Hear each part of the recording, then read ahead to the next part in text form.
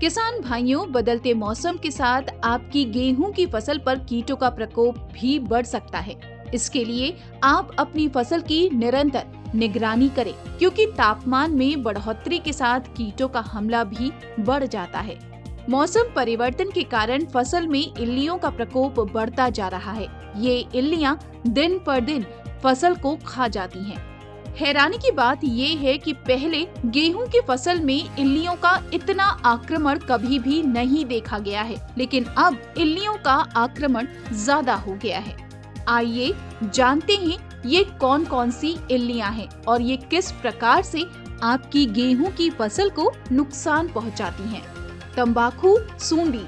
इस सूंडी का प्रकोप मुख्यतः मध्य प्रदेश के मालवा इलाके में पिछले 2 से 3 सालों से देखा गया है। शुरुआती अवस्था में लार्वा पत्तियों को किनारों से मध्य शरा तक खाते हैं और साथ ही साथ कच्ची बालियों पर भी नुकसान करती है। इस सूंडी का प्रकोप मुख्यतः अगेती बिजाई वाली फसलों पर ज्यादा देखा गया है। इसका भारी संक्रमण बहुत ही विनाशकारी हो सकता है। लार्वा पौधे के सिर के ठीक नीचे गर्दन को काट सकते हैं। इसका प्रकोप बुआई के 15 से 20 दिन में देखा जा सकता है, क्योंकि बाली निकलने की अवस्था में ये कीट सबसे अधिक क्षति पहुंचाते हैं। इन इल्लियों का गेहूं की फसल में होने का मुख्य कारण ये है कि आजकल किसान भाई खरीफ और रबी की फसलों के बीच खेत को खाली नहीं छोड़ रहे हैं। मध्य प्रदेश के मालवा जिले में किसान भाई अक्टूबर के प्रथम सप्ताह में सोयाबीन को काटते ही गेहूं की बुआई कर देते हैं। इससे सोयाबीन में लगने वाले इस कीट के अंडे और लार्वा मिट्टी में ही रह जाते हैं और आने वाली गेहूं की फसल पर आक्रमण कर देते हैं।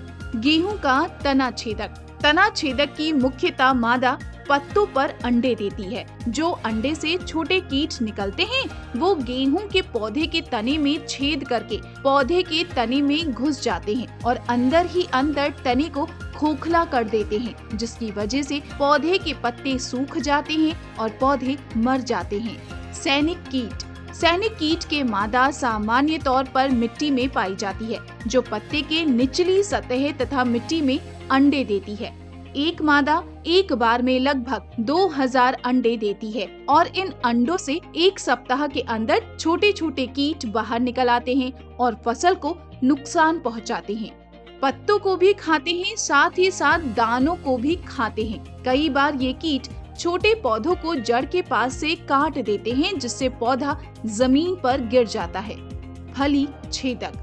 इस कीट का प्रकोप गेहूं पर उन क्षेत्रों में ज्यादा देखने को मिलता है जहां गेहूं कपास की फसल के बाद लगाया जाता है। ये एक बहुआयामी कीट है जो कई तरह की फसलों को नुकसान पहुंचाता है। ये चना, कुसुम, मिर्ची, मूंगफली, तंबाकू, कपास, गेहूं आदि को प्रभावित करते हुए अधिकांशतः भारत के उत्तरी और मध्य भागों में पाया जाता है। ये गेहूं की बालियों में दुग्धा अवस्था पर ज्यादा आक्रमण करता है। छोटे कीट बढ़ती हुई बालियों के दानों को खाते हैं। इसका मुंह बाली के अंदर होता है और बाकी शरीर बाहर लटकता रहता है। प्रबंधन। किसान भाइयों, एक फसल से दूसरी फसल के बीच कम से कम 3 सप्ताह का अंतर रखना चाहिए, ताकि हानिकारक कीट के अंडे और फफूंद सूर्य की किरणों से खत्म हो जाए। गेहूं की बुआई किसान भाइयों को नवंबर के प्रथम सप्ताह से लेकर तीसरे सप्ताह तक कर लेना चाहिए। संक्रमित पौधों को हटाकर मिट्टी में दबा दें। खरपतवारों को हटा दें, ये कीटों के लिए होस्ट का काम करते हैं।